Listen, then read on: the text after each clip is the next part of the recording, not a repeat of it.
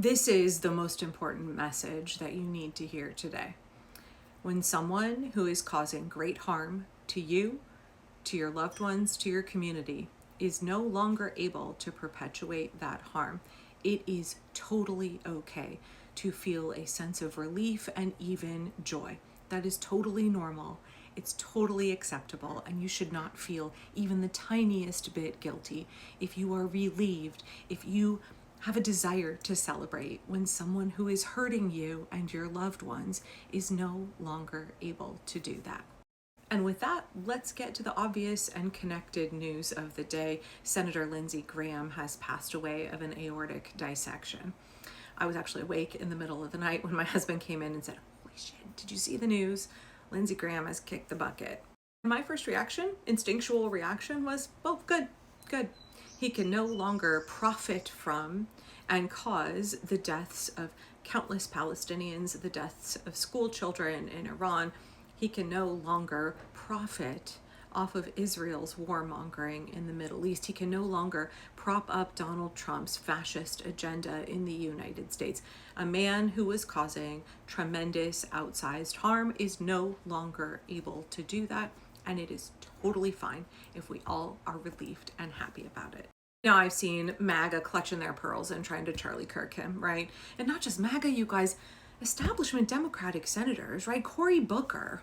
Lindsey Graham was like an unguided missile that you never knew which way he was going to go, whether he would come back and hit you.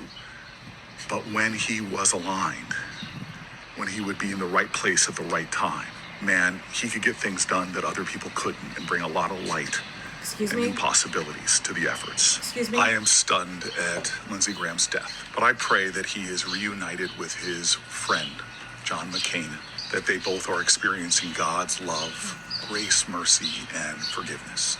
My prayers are with his family and all those who loved and cherished him. I will miss my perhaps most unexpected friend in the Senate and someone with whom I got some good things done. Fuck straight off, Cory Booker. Who on your staff thought that it would be a good idea for you to make that video? Who on your staff thought that that was going to be a win for you? To, first of all, make it all about you and the legislation that you passed, right? Got to talk yourself up because you want to run for president.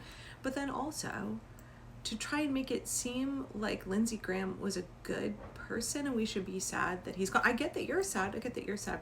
Like, for me, I don't know, y'all, for me, watching this video and then looking at what Amy Klobuchar said about Lindsey Graham, and I'll get to that in just a second, just really highlights for me that the establishment Democrats in this country, they don't have any problem with the Republicans. And every time I have said establishment Democrats and Republicans are two cheeks of the same butt, I'm not wrong. Look at how they react when someone who has done so much to dismantle democracy and to harm marginalized people and to kill little children abroad has passed away. They all are like in sackcloth and fucking ashes, wanting to make a hero out of him, this revisionist history. Like, I'm sure Cory Booker does miss him. I'm sure that the establishment Democrats in the Senate, they like don't have a problem with most of these Republicans. They are not gassed. They're not horrified at the fascist agenda of most of these Republicans. They're fine with these guys. In fact, Amy Klobuchar had this to say last year. Rising people will work together. Yeah. It happens all the time. You know, Rand Paul's been working on the tariffs. Like, there are an interesting group. No more interesting person than Rand Paul. Okay, so people I'm not working with him on tariffs. All right, people have worked across the aisle on different things. So I hope it's increasing. And I will say, you know, when you asked about what it's like, people behind closed doors do have cordial relationships. I'm sure in the you Senate. do. There's only 100 of us. It's part of it is, you know, it's one thing to work together, but then, you know, don't go stab someone behind their back. If you just agree with them on something, fine. Or don't go trash them personally. You might disagree with their view. Two cheeks, one butt. These guys are all cozy behind closed doors, establishment Democrats, and the Senate is very establishment, right? With just a couple of exceptions. These are stodgy, old, powerful people who all know that if they extend each other professional courtesy, if they all get along, right, then the system continues as it has forever. They can act like they disagree on the floor of the Senate, but behind closed doors, so many of them are beyond cordial with each other. And it's really showing in the way that they're behaving today.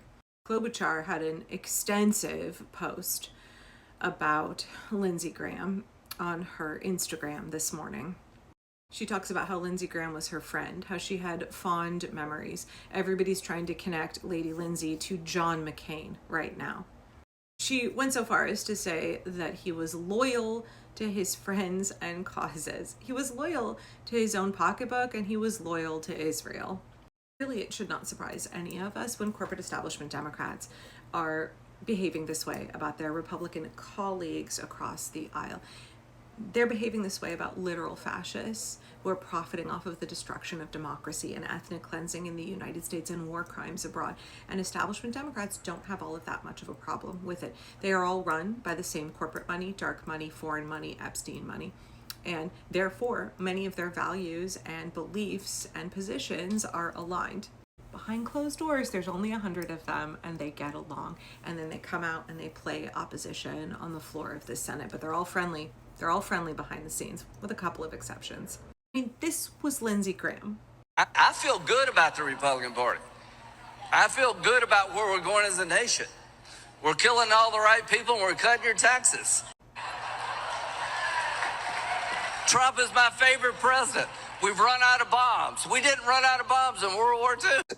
Why did we drop 2 bombs, nuclear bombs, on Hiroshima and Nagasaki to end a war that we couldn't afford to lose? Why is it okay for America to drop 2 nuclear bombs on Hiroshima and Nagasaki to end their existential threat war? Why was it okay for us to do that? I thought it was okay. To Israel, do whatever you have to do to survive as a Jewish state. We're going to blow the hell out of these people. This regime is in a death row now. It is going to be on its knees. It's going to fall. 5 minutes later. South Carolina Senator Lindsey Graham has died suddenly at the age of 71. Lindsey Graham was a tremendous war hawk. He said that he would always stand with Israel, that he would put Israel first above everything else. He went to Israel about every 2 weeks on paid trips that they funded.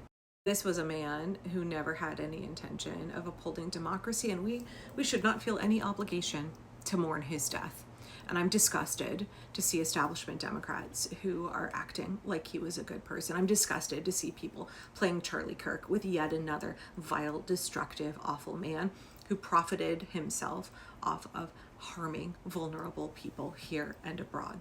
After Charlie Kirk died, I made a video that said, it's okay if you feel conflicted about the death of somebody who's causing harm, and it's okay if you feel relief when the harm that is being done to you stops because the person is no longer able to do it to you because they've passed away or what have you. Because I made that video, I got death threats for months. I didn't say I was rejoicing over Charlie Kirk's death.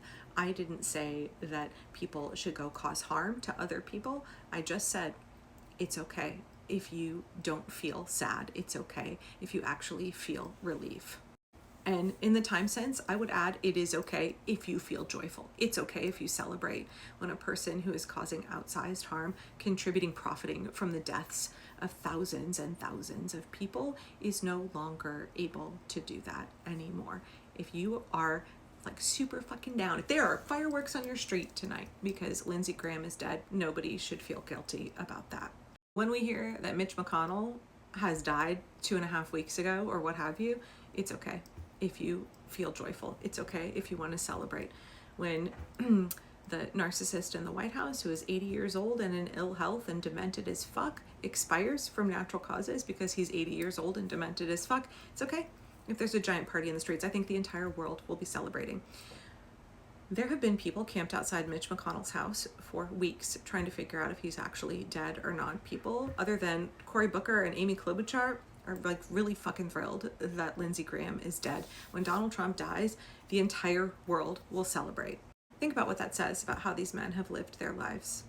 Think about what it says, that millions of people are ecstatic when they are gone and no longer able to hurt so many people. Your feelings today are entirely valid. Do not let anybody tell you otherwise.